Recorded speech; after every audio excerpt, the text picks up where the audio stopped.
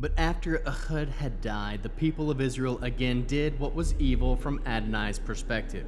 So Adonai handed them over to Yavin, king of Canaan. He ruled from Hatzor. The commander of his army was Sisera, who lived in Hareshet Hagoyim.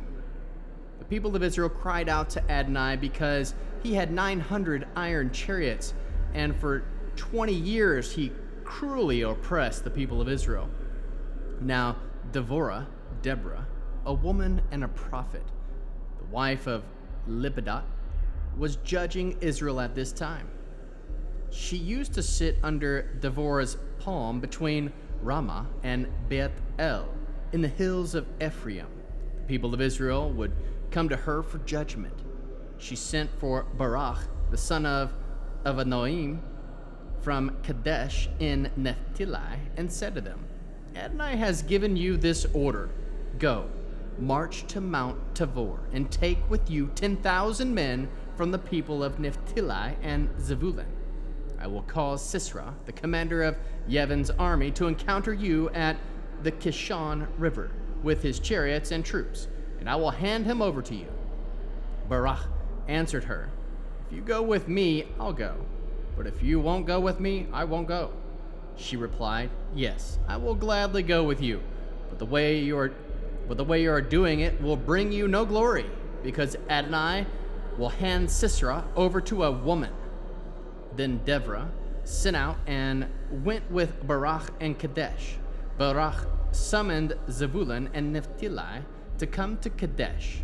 10,000 men followed him, and Deborah went up with him. How Heber the Canaanite had cut himself off from the rest of Cain, the descendants of Havav, Moshe's father-in-law. He had pitched his tent near the oak in Zananim, which is close to Kadesh. Sisera was informed that Barak, the son of Avinoam, had gone up to Mount Tabor. So Sisera rallied his chariots, all 900 iron chariots, all the troops he had with him from Hareshet Hagoyim to the Kishon River. Deborah said to Barak, Get going! This is the day when Adonai will hand Sisera over to you. Adonai has gone out ahead of you. So Barak went down from Mount Tabor with 10,000 men following him. And Adonai threw Sisera, all his chariots, and his entire army into panic before Barak's sword, so that Sisera got down from his chariot and fled on foot. But Barak pursued the chariots and the army all the way to Hareshet Hagoyim. Sisera's entire army was put to the sword. No, not one man was left. However, Sisera ran on foot to the tent of Yael, the wife of Heber the Canaanite, because there was place between Yavin, the king of Hatzor, and the family of Heber in the Keni. Yael went out to meet Sisera and said to him, Come in, my lord. Stay here with me and don't be afraid. So he went into her tent. She covered him with a blanket. He said to her, Please give me a little water to drink. I'm thirsty. She opened a goat skin of milk and gave him some drink. Covered him up again. He said to her, Stand at the entrance of the tent, and if anyone asks if somebody is here, say no. But when he was deeply asleep, Yael, the wife of Heber, took a tent peg and a hammer in her hand, crept into him quietly, and drove the tent peg into the temple right through to the ground, so that he died without waking up. So here is Barak pursuing Sisera, and Yael steps out to meet him and says, Come, I will show you the man you are looking for. He goes into her tent, and there is Sisera, lying dead with a tent peg through his temple. Thus God on that day defeated Yavin, the king of Canaan, in the presence of the people of Israel. The hand of the people of Israel came down more and more heavily against Yavin, the king of Canaan, until they had completely destroyed Yavin, the king of Canaan.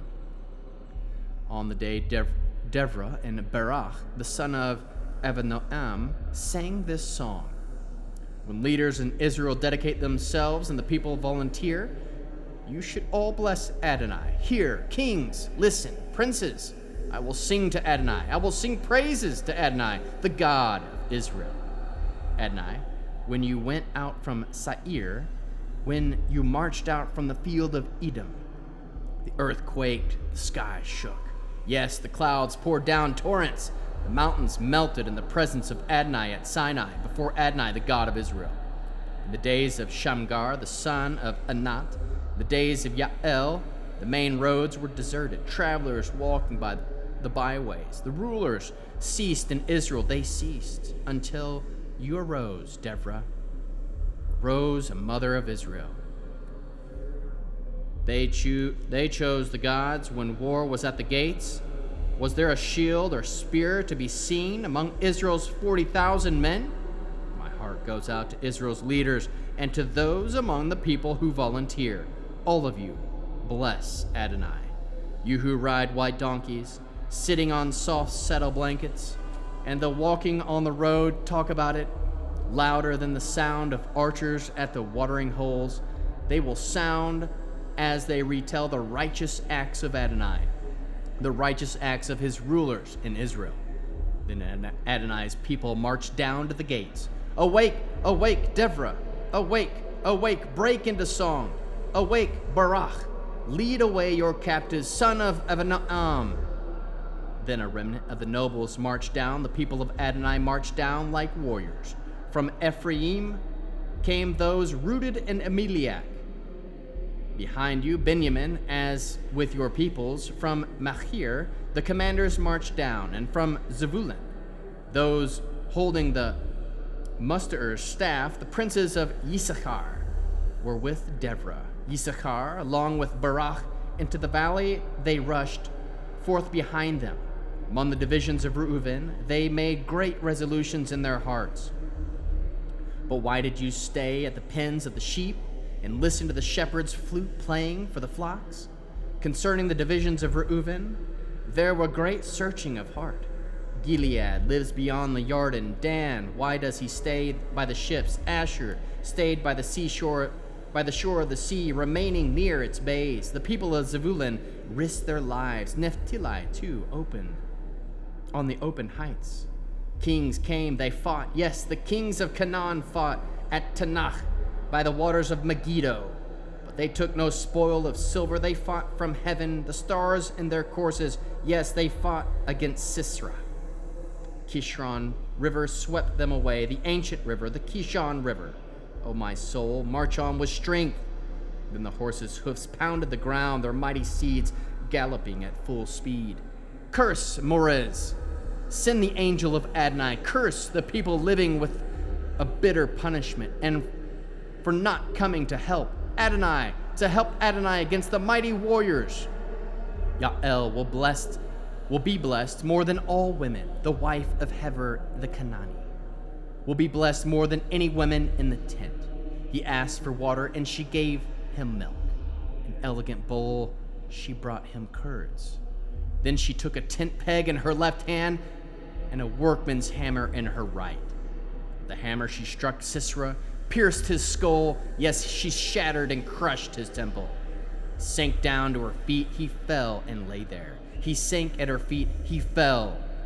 Where he sank down, there he fell dead. Sisera's mother looked out the windows, peering out through the lattice. She wonders, why is his chariot so long in coming? Why are his horses so long to return? The wisest of her ladies answered her, and she repeats it to herself. Of course, they're collecting and dividing the spoil, a girl, 2 girls for every warrior, for Sisera booty, dyed clothing, plunder of colorful embroidered garments, 2 embroidered scarves for every soldier's neck. May all your enemies perish like this, Adonai, but may those who love him be like the sun going forth in its glory. Then the land had rest 40 years. But the people of Israel did what was evil from Adonai's perspective, so Adonai handed them over to Midian for 7 years. Midian exercised its power harshly against Israel, and because Midian, the people of Israel, hid themselves in the mountains, in the caves, and other safe places. One time, after Israel's sowing season, Midian, with Elimelech and others from the east, attacked them. They set up camp by them and destroyed the produce of the country all the way to Azah. They left nothing for the people to live on, no sheep, no oxen, no donkey. For they came up with their cattle in tents, and they came as in thick as locusts. Both they and their camels were beyond numbering. They came into the land to destroy it. Adonai became very discouraged because Midian and the people of Israel cried out to Adonai. When the people of Israel cried out to Adonai because of Midian, Adonai sent a prophet to the people of Israel who said to them, Adonai, the God of Israel, says, I brought you out from Egypt out of a life of slavery. I delivered you from the power of the Egyptians and from the power of your oppressors, of all of your oppressors. I drove them out ahead of you and gave them their land, and gave you their land. And I said to you, I am Adonai your God. You are not to be afraid of the gods of the Emori in those land you are living. But you paid no attention to what I said. And the angel of Adonai came and sat under a pistachio tree in Ophrah that belonged to the Joash, the Avaziri. His son Gideon, was threshing wheat in the winepress, and over to hide it from the Midian. The angel of Adonai appeared to him and said to him, You valiant hero, Adonai is with you. Excuse me, sir, answered Gideon, but if Adonai is with us, then why is all this happening to us? And where are all his miracles our ancestors told us about when they said, Didn't Adonai bring us up from Egypt? For now Adonai has abandoned us and handed us over to Midian. Adonai turned to him and said, Go in this strength of yours and save Israel from the hands of Midian. Haven't I sent you? But Gideon answered him, Forgive me, my Lord. But with what am I going to save Israel? Why, my family is the poorest in Manasseh. I am the youngest person in my father's house. Adonai said to him, Because I will be with you, you will strike down Midian as easily as if they were just one man. Gideon replied, If indeed you favor me, would you mind giving me a sign that it is really you talking with me? Please, don't leave until I go and return with a gift and present it to you. He replied, I'll wait till you come back. Gideon went in, cooked a young goat, and made matzot from a bushel of flour. He put the meat in a basket and the broth in a pot, brought them out to him under the pistachio tree and presented them. The angel of God said to him, Take the meat and the matzot, lay them on this rock, and pour out the broth. Gideon did so. Then the angel of Adonai reached out with the stick he was holding, touched the meat and the matzot. The fire shot up from the rock and burned up the meat and the matzot. The angel of Adonai disappeared before his eyes. Gideon realized that he was the angel of Adonai and said, Oh no, my Lord, Adonai, because I have seen the angel of Adonai face to face. But Adonai reassured him, Shalom to you. Don't be afraid, you won't die. Then Gideon built an altar there to Adonai and called it Adonai Shalom. To this day it remains in Ophrah of the Avaziri. That very night Adonai said to him, Take your father's bull and the other bull and the 7-year-old, destroy the altar to Baal that belongs to your father, and cut down the sacred pole next to it, and build a proper altar to Adonai your God on top of this strong point. Then take the second bull and offer it as a burnt offering, using the wood of the sacred pole you cut down. Gideon took 10 of his servants and did what Adonai had told him to do. He didn't do it by day because he was afraid of the men of his father's household and those from the city, so he did it at night. When the men of the city got up the next morning, there was an altar of Baal destroyed, the sacred pole cut down and the second bowl of burnt offering on the newly built altar. They asked each other who could have done this, but after investigating, they concluded that Gideon, the son of Joash, had done it. "Bring out your son," the men of the city demanded to Joash, so that he may die, because he destroyed the altar of Baal and cut down the sacred pole next to it. But Joash said to all the crowding around him, "You're defending Baal, are you? It's your job to save him. Anyone who defends Baal will be put to death before morning. If he's a god, let him defend himself. After all, somebody's destroying his altar." Therefore, on that day, Gideon was given the name Yerubbaal, let Baal defend, because they said, "Let Baal defend himself against him, since he destroyed his altar." Now all Midian, Amalek, and the others of the east joined forces, crossed the Jordan, and set up camp in Yisrael, the Yisrael valley. But the spirit of Adonai covered Gideon. He sounded the call on the shofar, and a vizier rallied behind him.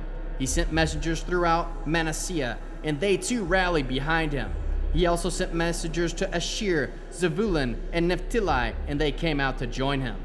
Gideon said to God, "If you are going to save Israel through me, as you said you would, then here, I will lay a wool fleece on the threshing floor.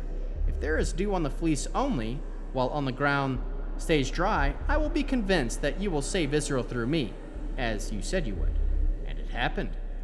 He got up early in the morning, passed the fleece together, and wrung the dew out of it, a bowlful of water. But Gideon said to God, "Don't be angry with me because I am asking one more thing. Let me make one more test, please. This time, let it be dry only on the fleece, with dew all over the ground." And that is what God did that night. It was dry only on the fleece, even though there was dew all over the ground.